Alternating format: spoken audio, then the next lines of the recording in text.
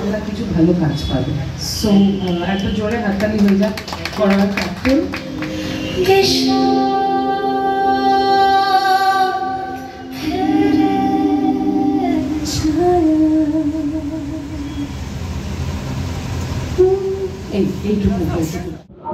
এই গানটা আমার কাছে একটু চ্যালেঞ্জের এই কারণে, কারণ এটা একটা ওয়েস্টার্ন ব্যালাড ধর্মী গান, খুব একটা ট্রিপি গান। হ্যাঁ, ভীষণ ট্রিপ আছে মিউজিক অ্যারেঞ্জমেন্টের মধ্যে। তোমরা গানটা শুনলেই বুঝবে, মানে টপ নোটটা এতটাই বেশি যে আমার একটা সময় মনে হয়েছিল যে আমি এটা পারবো, কারণ আমার গলাটা না একটু লো মিড আছে, আমার গলা একটু ভারী গলা, আমার পাতলা গলা তো নয়। তো পাতলা গলা যাদের হয় তাদের পক্ষে হাই নোটটাকে রিচ করা ইজিয়ার হয়।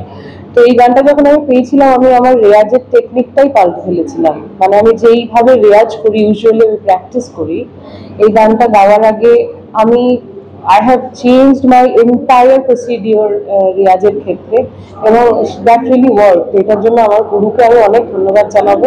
কারণ স্যারকে যখন আমি গানটা শুনেছিলাম, স্যার একটু অবাক হয়েছিলেন যে এটা তুমি কি করে গাইবে, কিন্তু তখন টেকনিকটা উনি চেঞ্জ করে দিয়েছিলেন। তো গুরু ভাগ্য আমার সত্যি খুব ভালো, এবং রেয়াজের ওই প্রসিডিওরটা চেঞ্জ করার ফলে এই গানটা কিন্তু আমার গাইতে খুব সুবিধা হয়েছে। এবং ওই নোটটা, ও গড, ওই নোটটা। এবং একটা মজার কথা বলি, আমি ইউজুয়ালি কখনো রেকর্ডিং এ ব্রেক নিই না, আমি একদম এক টানা, সে 1 ঘন্টা লাগুক 2 ঘন্টা লাগুক গাই। তো এই গানটার ক্ষেত্রে একটা ব্রেক আমার না মাথা কাজ করছিল না, আমি ব্রেক নিয়ে আমার সঙ্গে যে থাকে সুবীর, ওকে বললাম একটু চা ফা খাওয়াবো। 4-5 কাপ চা খেয়েছিলাম, চা খেয়ে তারপরে ঘর অন্ধকার করে গানটা গেয়েছিলাম। তো দ্যাট ওয়ার্কড। গানটার মধ্যে একটা ব্যাপার রয়েছে, এবং যারা আমার মানে আমার ফ্যানেরা যারা রয়েছে, যারা সত্যি সত্যি আমার গান ভালোবাসো, তারা এই গানটা কাভার করো, তারা এই গানটা গাও, গিয়ে আমাকে পাঠাও। আমি চাই তোমাদের কাছ থেকে গানটা শুনতে, এবং কেমন লাগে তোমাদের গলায় শুনতে, সেটা হচ্ছে। এটা ভীষণ অরিজিনাল একটা গান।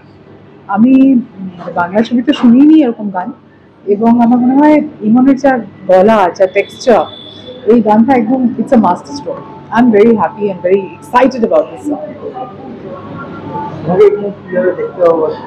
এই ছবিতে জানতে চাও ছবিটা দেখো তাহলে। कहते ना दमदार जोरदार कैरेक्टर है, so this is an absolutely knockout character. আর আমার সৌভাগ্য এটা যে অরিন্দা আমার কথা ভাবলেন এই চরিত্রটার জন্য। And of course বিক্রম আর বিক্রমের সঙ্গে কাজ করে তো it has been wonderful. They are friends and they are both such good actors. তো আমি এখন keeping my fingers crossed আর 25 তারিখের জন্য বসে আছি। বলার কিছু নেই, ইমনের গান মানে তো ইমনের গান আমরা সবাই জানি, কিন্তু এই ছবির প্রেক্ষাপটে মানে এই গানটা খুব ইম্পর্টেন্ট, মানে প্রচন্ড। এবং সবচেয়ে মজার কথা হচ্ছে এই গানের লিরিক্সের মধ্যে কিন্তু অ্যাকচুয়াল একটা মিস্ট্রি আছে, যেটা ভালো করে শুনলে বোঝা যাবে, এবং যেটা গানের সিনেমার শেষটা যেখানে হয়, এবং এই গানের যেটা ম্যাচ করে যাচ্ছে। এবং যে কোনো আমি হয়তো জ্ঞানতভাবে কোনো সিনেমায় দেখিনি কোনো গানের সঙ্গে কোনো গানের মিস্ট্রিটাকে মেলায়। ওকে, তো আমার লিরিক্সটা খুব ইম্পর্টেন্ট, এবং যখন আমরা সিনেমাটা দেখবো শেষ হবে, তখন এই গানের মানেটা বুঝতে পারবো কেন এই গানটা গাওয়া হয়েছে। এটাই হচ্ছে তো অবভিয়াসলি এটা ডিফারেন্ট, কিন্তু আমার কাছে প্রত্যেকটা গানই স্পেশাল। কিন্তু এই দুটো বিশেষত রূপমের যে গানটা আমরা প্রমোশনের জন্য মেনলি করেছিলাম, এই গানটা সিনেমার জন্য আমরা মেনলি করেছিলাম। তো এটা এইভাবেই